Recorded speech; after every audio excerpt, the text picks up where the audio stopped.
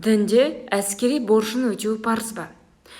Исламда әмірге итағат ету парыз. Егер басшы сондай заң шығарған болса, бағыну керек.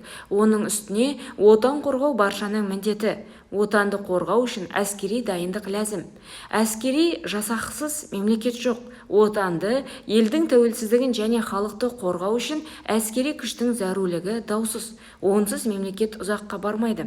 Алла тағала біздерге, яғни мұсылмандарға, барынша әскери күшімізді арттыруды бұйырған. Қасиетті Құран кәрімде жаратушымыз былай деп айтады: шамаларың келгенше әр түрлі күш-қуат пен соғысқа мінетін ат байлауымен әзірлік жасаңдар. Онымен Алланың және өздеріңнің дұшпандарыңды қорқытасыңдар. Осы аятта күш-қуат сөзін мықты әскери жасақ деп түсінсек, ат байлау сөзінен түрлі қажетті әскери техникамен қамтамасыз етілуіміз керек екендігін ұғынамыз. Қорыта айтқанда, діни тұрғыда әскери борышты өтеу міндет.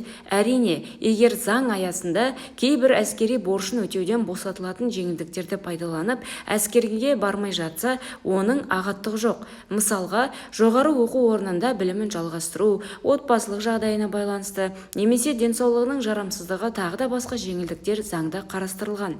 Бұндай жеңілдіктерді пайдаланып, әскерге бармау күнә емес. Ең дұрысы Аллаға мәлім.